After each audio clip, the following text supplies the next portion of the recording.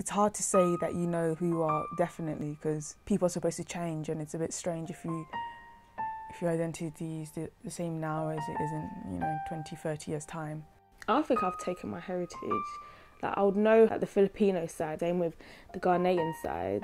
If you know your heritage, then you know who you are, because that sums a person up. You can't just be anyone willy-nilly and be like, this is who I am. Well, I guess it was, coming here from Italy, because I didn't really identify with my parents' kind of background.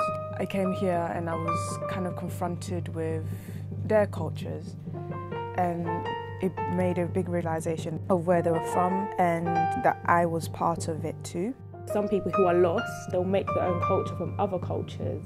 So it depends on what they see, because some people might say heritage don't mean nothing to me, and you might get other people saying, you know what, my culture means a lot to me. They'll probably know their ethnicity by going back home, seeing how it is back where their parents grew up, or from their heritage, and then knowing who they are. As a child, you kind of just try to accept it and try to learn about it, which took a really long time. That's when I learned that their ethnicity wasn't so much what made me, in a sense, because I never had it when I was growing up for a very long time. So it's never been a huge deal for me.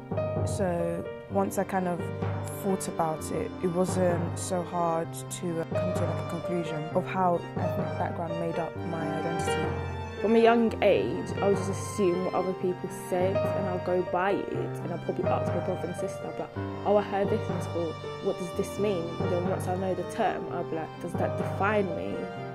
And it wouldn't define me, because I don't think defining me as being like light-skinned, mixed race defines who I am. It might define my skin colour and how people might perceive me by my looks, but I don't think that says me in general. So I think it's more about the person's personality and how they perceive themselves and how they carry themselves, so other people know, okay, then this is what this girl's about. And I found myself from my culture. Well, it wasn't really when I was little, because when I was little I didn't really understand most of it. If I mentioned where I was from, I'll get a lot of "no you're not," or I'll get called a liar sometimes. So when I went to college, it solidified everything, because it taught me that regardless of how I feel about it, that's where I'm from. Regardless of what people say, it's not going to change anything. So it doesn't matter if they think I'm a liar, or if they believe me, or if they even know, because it makes up who I am. But it shouldn't define everything that I'm going to be because of it.